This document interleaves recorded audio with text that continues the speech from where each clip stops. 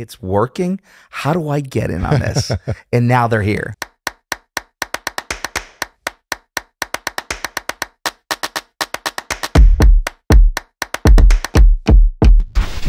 Welcome to Tampa's Table, a culinary journey. I'm Jeff Houck, Vice President of Marketing for the 1905 family of restaurants, and my guest today is Jeff Philbin, who's a partner at Shafino Lee Advertising Agency. Welcome. Thanks so much for having me. And man about town when it comes to food. So we're going to talk about all the things that are happening here within the past 10 or 15 years. Jeff, great to have you. It's so great to be here. Thanks so much for having me. My It's pleasure. been a lot of fun. So you and I have swimming in food circles for about 10 to 15 years, as I mentioned. Yeah, we started off with the doggy paddle. We and did. Now we're doing like, you know, the whole big breaststrokes and everything. The Australian crawl, yes.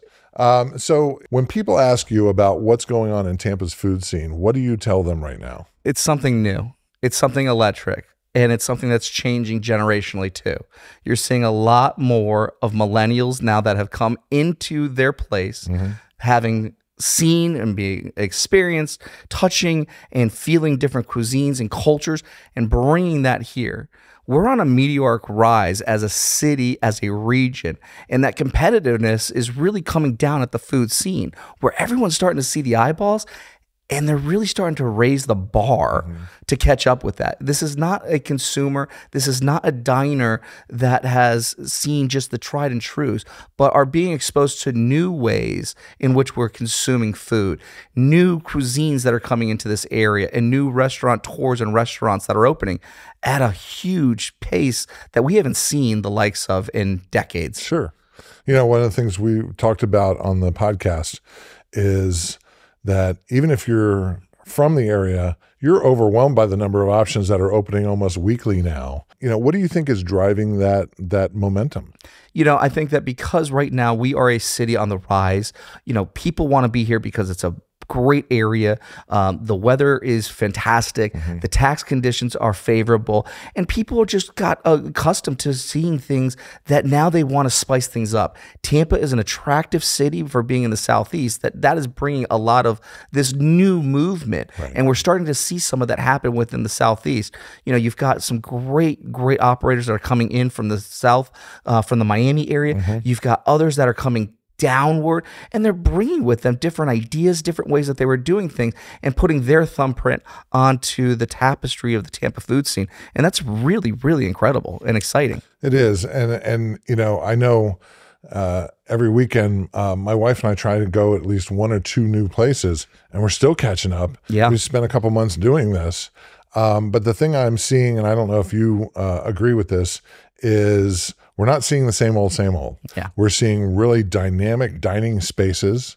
The hospitality has not been sacrificed for any of it. They're really doing a lot of tableside, almost like a curated experience. And that was the word I was just going to go with. It's an experience right now because there are so many different options. Right. And because the consumer has so much to work with, how are you going to be able to create repeat business from this? Right. And you have to raise that standard of that guest experience because that's what they're looking for. Because the competition is so strong right now, there's so many different ways, and you're only able to have one of those particular meals a day. Right. You're not getting 2 dinners a night. No. And so you have to really make sure that you're delivering on that guest experience, because without it, they're not going to be that repeat business, and they're not going to be that referral business. Right. And that's what we need, and that's what's happening right now. It seems like people are going around to each of the new places while still, you know, going to the tried and true or their standbys. They're going in and they're grazing and they're getting a sense of them and then moving to the next place. I don't know that the places have been around long enough to create repeat business, as you said, but they're looking for specific things that give them a sense of, number one, I didn't waste my time. Yep. And this is worth my money during a time when things are a little more expensive. 100%. And I think that because of that standard, Right. that standard has to be met every way. The true operators that recognize the decision that the consumer is making to invest in being at their place of business Right. is what's driving the absolute best of the best to make sure that they are met at every level of those expectations, because that's what we're placing on them. The bar has been set so high now that we all need to achieve it and to exceed it. And a lot of operators right now are really doing that because they're taking into account there's so much more out there. And how are you going to be top of mind in this entire, craziness of the Tampa food scene right now? And the other thing is, I think that it's pushing the established stars to do better and to remodel or revamp, a menu or two, where it's you don't want to be lost in the conversation of the new, and you don't want to abandon what works for you. Sure. But you want to be current because you don't want to lose a generation of customers. 100%. There's that level of evolution. And you're seeing that with some of our friends here in the restaurant industry that have taken the time to have said, hey, look, this is going to be that time for us to close down. Let's redo the kitchen. Let's redo some of the spaces. Let's bring back in different tours. Let's bring back in options, so that way then we can be competitive, number one, because at the end of the day, it's a business move to be competitive. And it's another thing for them to realize, hey, we have to stay current because we can't lose that generation. A lot of migration has happened, a lot of younger faces that are not caught up into the history in some of these different concepts. Sure. And so here's that opportunity to weave these two different ideologies, and we'll see how it all plays out. Yeah, it'll be a shakeout at some point, but there's so many smart decisions being made, either in location or type of food. One of the guests on the podcast, Eric Freilich, who has won a Michelin star with Koya and has, Noble Rice, now has the leverage to be able to do an Italian-Japanese concept. Yeah. And that's what excites me when people start to have the freedom to make things that excite them. Not that the others don't, but when they have the ability to play, great food comes out of that. More than that, though, it's great for Eric and his team to have that opportunity to do so. But isn't that a testament to the market itself? It is. That we as a consumer base here in the Tampa Bay area are saying, okay, hey, let's go for this ride with you. Because years past, that might not have ever happened. No. You would not have seen some of these chefs be as daring as they can be now because they just did not have that grasp on the consumer like we do now. And people want to be going to places that are going to be daring, that are going to push the limits for them to experience new things. And that's happening right now. This is where it's at. Right. So the other thing we wanted to talk about as well is you are Tampa's homegrown celebrity when it comes to culinary television. For people who don't know, Jeff was on MasterChef in 2017 as a competitor. Talk a little bit about that experience, but also I remember reading as you were going through it, the reaction that the name Tampa was getting while you were going through that. And I don't want to miss the fact that elevates the conversation as well, even 6 years later. Absolutely. I mean, Tampa was the most name-dropped city, and I beat out 34,000 people to net out as number 5 on an incredible show that has forever cemented my place here in the Tampa scene, professionally and personally. And within the culinary world itself, it's allowed me the opportunity to been given a huge platform and to be able to shine the light onto others that have done incredible things, and to be able to work in symmetry with those great restaurateurs. Because I was really afforded a great privilege, and it was in that privilege that I had a lot of fun and get to share that microphone and that voice with others. Well, I imagine it generated questions from people outside Tampa about what is Tampa and what is Tampa becoming. Tampa's rise, as far as I can pin it down, happened sort of in the middle of the 2000s, and then step. And then in the past 3 especially has just taken off.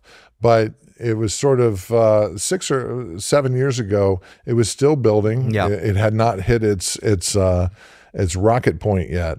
What were people asking you about Tampa, and what were you telling them? The thing that you get with Florida, let's just take it back 30,000 feet, is that you get the association with Miami so much from the outsider in, the culinary scene. Then you get the tourism side because of Mickey and the I-4 piece of it all. Tampa was right there at that time frame that you're pointing out, starting to kind of make its own path. We had some great homegrown talent that was really starting to really kind of move the needle to say, hey, look, we're going to blaze our own path. And we're going to have some fun. And it was that daringness that was adventurous for us all to take on, for us all to be a part of. And that time period allowed us the opportunity to say, hey, look, Tampa's changing. Tampa's not that Miami stepchild. Right. We're not tied to Mickey Mouse. We are our own thing, and we're going to build something special. And we had some great minds that started to blaze their own path, and they're doing it still. And they're evolving it even more so now. And now they are challenging some of the new folks that are coming in that use that as that proof of concept to say, all right, hey, it's working. How do I get in on this? And now they're here. Sure. And now there's awards at the end of it if you do a certain level of excellence. Absolutely. So I'm going to nerd out for a second. What's it like to cook for Gordon Ramsay? Absolutely incredible. I mean, the thing is you hear the term in many different interviews in life, especially from sports, like, oh, hey, you had a great game. And the athlete might just say, hey, I was in the zone. And you ever question, like, what does that mean? Like, what's in the zone? Sure. It is passion to the nth degree, okay? He wears that sincerely. Right. And he is going to call you out on things that he knows that you're better at. He knows where your strengths are. Sure. And he knows how he can take those weaknesses that you may have and move you to a better place. And he's been a guiding light for me to experience food, for me to appreciate food, for me to see it through, and to be as passionate that no matter what step you may be inside, either cooking the dish or the preparation of it, to have the respect for the process, to have the respect for what you're doing, for who you're doing it for. That value system came through with how passionate he was and is, with the sincerity that it's just magnetic. It'd be different if he didn't have the chops. If he didn't have the legacy, I mean, you're essentially cooking for a culinary god of the past 25 years who just happens to know how to make great television and be a television personality. What was he like off camera? Just as charismatic as you might think. He was real, he was charming, he was funny, still had that level of intensity. Sure. Because even when the cameras are off, it's still a job. It's still work. It's still business. And so, some might say, oh, hey, it's for the TV piece. No, he really is that passionate off camera about the little things. I remember there was one time we were filming off of location, and we were, they bring all the equipment, all of the gear. Right. And someone had not brought all of the plates. And we were really kind of short on plateware. And I mean, to see this person yell like how it was, and to realize, hey, you might think, oh, just go wash it or go figure something out. No, this was the real deal. And he treats everything like it's the real deal. And it's always game time. Right. And that's cool. What was the thing you took from it in terms of learning about either cooking or just the professionalism that you were around every single day under that white hot spotlight? Yeah. I mean, for me, I think it was the appreciation for food. You think about food and what that represents and who you're doing it for, the value that you have from it. It changes you. Mm-hmm. You think about some of your favorite memories and experiences. A first date, it's there at a restaurant. When you're bringing family back together for a Christmas meal, it might be because, hey, mom's got to make that dish. Sure. There's nostalgia, there's emotion. That level of being on the spotlight and knowing that food has such a magnitude to transform people's lives, cultures, and a conduit to bring all of that together at the same time. Right. That power is contagious. And that's something that, for me, has changed me with how I approach food and who I do it for. Right. I can just enjoy being in the moment and knowing that I'm cooking for those that I love. I'm cooking for those that I get to be, a part of an experience with. And that's special. And we get to save that time around a table to just all be together, whether it's family or friends. You're in that moment. And food brings it all together. Now, what inspired you to learn how to cook? And what are you teaching your son? Great question on that one. I mean, for me, what really got me into it was my mom. My mom is a great cook. She's the most inconsistent, but she would do things that one week would be this way, that week it would be that way, and I'd always ask her, what's I'm tasting something different. What's going on here? It's a secret ingredient. Well, what's the secret ingredient? Right. Love. And so that was what got me going, and it was actually then going down that pathway that got me into the first real restaurant job when I was back up in Connecticut in high school. I was working for a Greek diner. It was the best. George, if you're watching this, you were a driving force. You and Dean and KK, I mean, like literally, they still are dear friends to this day because they taught me the standards that, you know, you're always on. It's always something special. And they were the best family to really give me the romanticism maybe about this industry.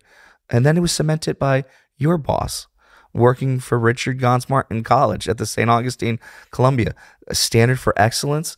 And to know that my role was a part of the community and having to face the community. Because I was doing all of the events and all the large parties that were coming through there. It was a huge, huge revenue driver. And so I had to always be on a different standard. And so even in college, you know, I came in with a sense of professionalism that it wasn't just a meal.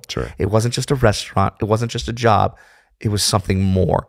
And it was that passion to not let people down that inspired me to continue to strengthen those skill sets inside this world.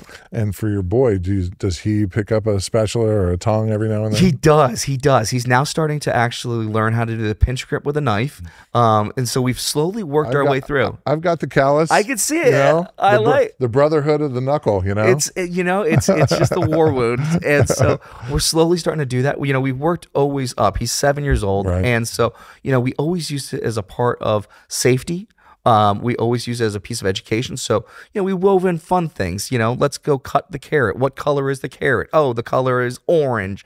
You know, we worked in those pieces. I never knew that. Who would have thought? Thank you for telling me. Hey, we learn something new every day, Jeff. And so we just had some fun. And so now he's starting to evolve a little bit more. And so now he's starting to do some knife skills, and we're comfortable with him using a knife. We also are comfortable with him kind of, you know, starting to play with, you know, a frying pan and just kind of, you know, stirring things. Not doing any flips, anything exotic, but just the light stuff. No Turkish coffee yet. Nothing yet. No, it's just the basics. He's just easing it. He's easing it. The reason I ask is because I came to this realization that I started cooking without having any experience. And my family was in the restaurant business, so I felt comfortable in a kitchen. But it was really the fact that I would see my father cook. Yeah. And this is back before grills actually had wheels. Really? We had to literally bolt it into like a cement floor, a charm glow. And he would cook steaks. He cooked escargot for Christmas, that sort of thing. And he never made a big deal of it. It was just what you did. And I'm like, well, okay, I guess that's cool. And so when you talk about being able to see yourself represented, that to me hits a chord, because that's absolutely what it came from. And I know that has to happen for your son. Absolutely. Yeah. And I mean, you know, as a father, you know, you want to give them the skills of everything and to bring them into your world, and as much of making it part of their world, right? Because it's one thing to say, hey, let's go do this because, hey, I do this, and hey, I was good at this, versus, hey, let's go have fun at your level. Let's go do this at your skill. And that's the fun part, where you kind of slow down a little bit and you don't have to be on. You just have to kind of guide. Sure. And that's fun. Now, you take him to restaurants too? Oh, yeah. Does he have preferences? Yeah, actually he really does. So he's 7, so you got to keep this in mind. So anything that's going to be the most over the top places, he's absolutely going to love. He is on a big Mr. and Mrs. Crab. He absolutely loves. It's seafood in a bag. What can the 7-year-old not love? I mean, like literally, and sharks on the ceilings hanging down, the fishing nets, buoys everywhere. I mean, like, it is a time warp in that regard with all of the tchotchke things. It's like Chuck E. Cheese with crustaceans. It's just absolutely sensory overload. It is all of the above. Messy. It's great and messy. Oh, absolutely. You still got to put the bib on with the gloves. So that's kind of a fun thing, because he gets so excited for that. And, you know, he's also had some great opportunities where he's eaten some of the best restaurants that are just opening up right now, and having some fun and being able to really kind of step up his game with new cuisines and new styles. And so it's a balancing act too on it. But yeah, if he could have his way, I think he would be eating there every day at Mr. and Mrs. Crab. I knew we had struck a chord, and that we had maybe shown our son Brian too much of a privileged life when we were coming back from the beach. And he kind of puts his arm over the front seat and he goes,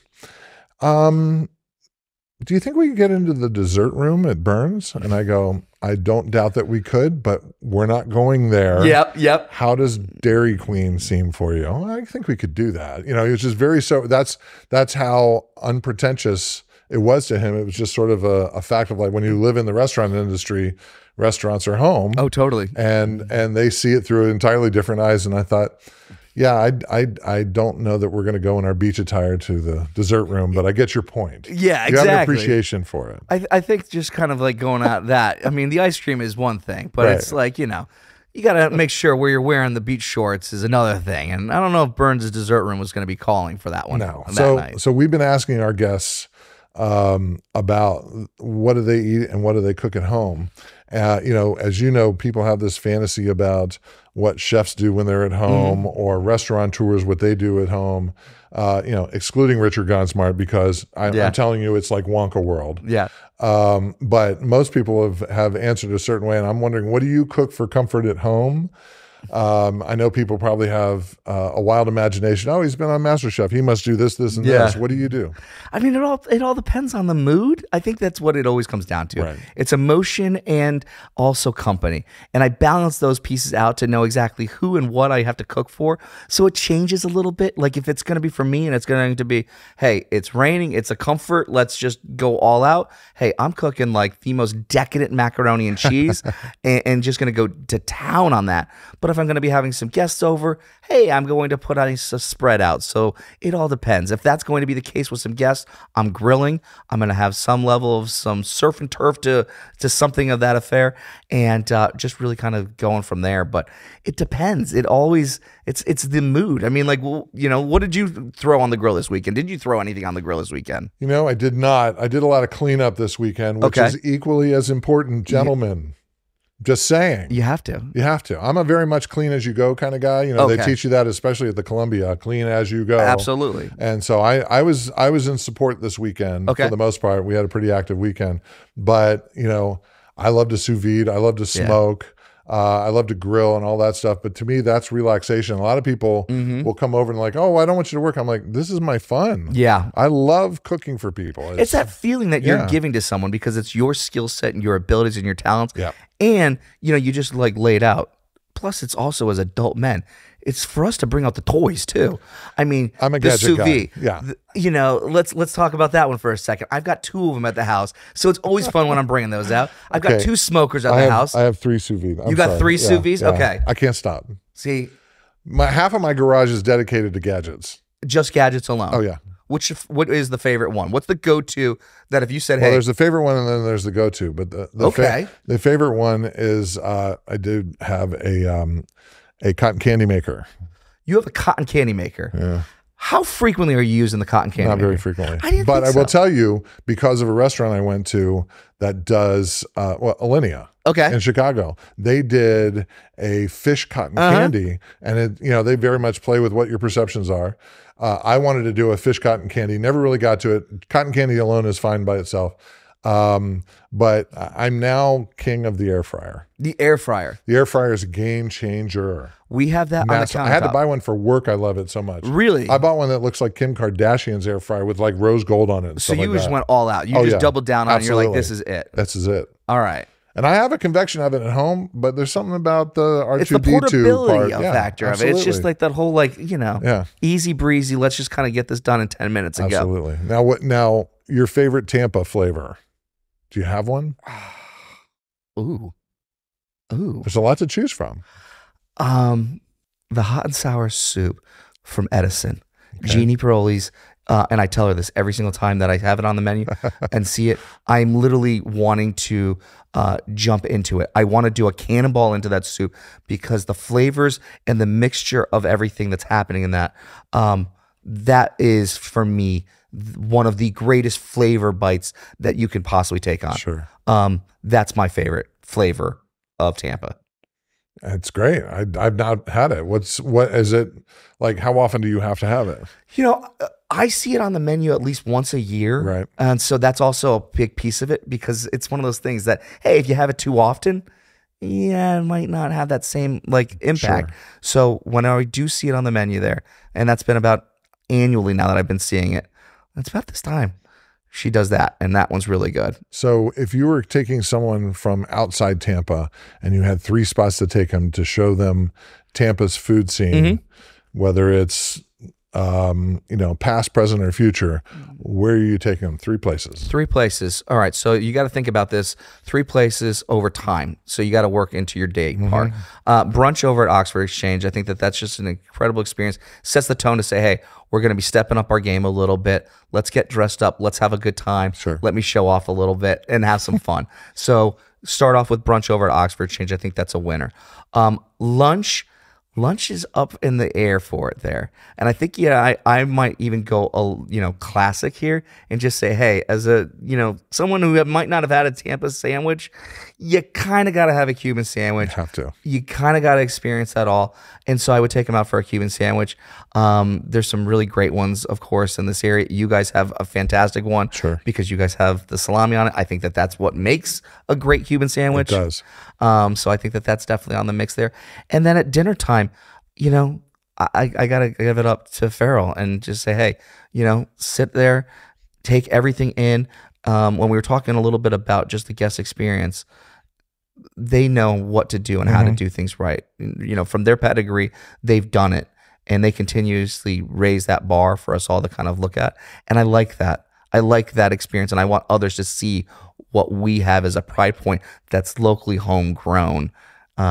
That's part of this whole big Tampa tapestry. Sure. So Rooster Hill would probably be where I'd finish the night out. And Farrell is a guest on the podcast Nice. as well. I love to go sit at the bar at Rooster, if I'm lucky to get a seat, and just say, mess me up with some food. Because they do like a tasting menu where you're totally out of control. You're in the chef's hands. And out of control sounds bad. You're in the chef's hands. Yeah. And it's not anything you're expecting. And they get to cook from whatever their imagination is or whatever their desire is.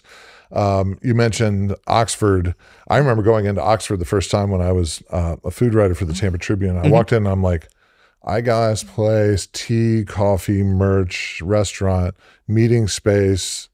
None of this makes sense on paper. And yet I was like, oh, we can have nice things. That to me was a real new bar setter at the time. I love how you just said that. We can have nice things, right? Yeah. And I think that when we were talking a little bit about that movement of time, when things were starting to happen, that's kind of what put a definition into it. Like, we can have our own nice things, and let's go and do this. Sure. And that was a big piece of where that changing of the guard was kind of happening, and for what was kind of happening behind the scenes. Yeah, reoriented my compass. It looked like Nashville or Atlanta or Charleston when I walked in there. And I think it kind of showed a lot of people, it doesn't have to be a square box. It can be rectangular and oblong or whatever you want to do. But as long as you have a narrative sense of quality about it, it's going to resonate. And it has not aged, in my opinion. It hasn't changed very much, but it doesn't seem as old as it actually is. It's coming up on almost 10 years. Yeah. And yet it still finds a way to reinvigorates itself as a gathering spot. 100%. Yeah. 100%. And to be able to know where it's at with playing into 2 distinct communities too, South Tampa and then the downtown scene, and being able to kind of straddle those waters right there is very interesting because it's completely 2 different very much audiences and how they're able to interact with that brand. It's a really great case study. And there's a reason that whole neighborhood has grown up right around it, because that is now a tent pole for the whole neighborhood right there on that side of the river. Absolutely. Absolutely. So we've talked about flavors, we've talked about cooking, we've talked about restaurants. What do you see for the future? I think what we're going to start having to see is some of our locals really starting to change and do some new concepts that they can spread their wings. You talked about Eric before. Farrell's doing that with a few new concepts as well. Diversity is going to be playing into it. I think that that's going to allow us the opportunity to say, hey, look, let's slow the roll of others that are coming into this area to say, hey, I came from this metropolitan area. I know what's cool, and let me tell you what's cool. Right. No, our chefs, our restaurateurs are starting to see that sense of diversity, say, hey, we got this. We built this. We love that you're here. We want you to be here. You're going to raise the bar with us. Right. We're going to be competitive. We need competition, but we also need to say, hey, look, let's support our own to really move us to the next level. And I think that's what's going to happen. I really think that you're going to start seeing some restaurateurs that are going to be here locally, born and raised. They're going to be going over the bridge. They're going to be spreading their wings, and they're going to be spreading out. I think that this is going to start happening across the board. We're going to start seeing some new areas pop up. We're going to see some isolated kind of spots happen. I live up in the North Tampa area, so I know that that's already changing already. We've got restaurants up there. Originally, it was just, Sacred Pepper, and now there's a few more options out there, and it's changing, and the diversity's coming. One of the things I talk about is sometimes with the challenge of living in the suburbs, you don't want to necessarily leave it to go back downtown to eat. And so for the past 10, 15 years, we've been seeing great little pockets of food all on the exterior sort of perimeter of Tampa. And people get to have nice things in their own neighborhood without having to drive. I'm excited by people when you talk about the diversity.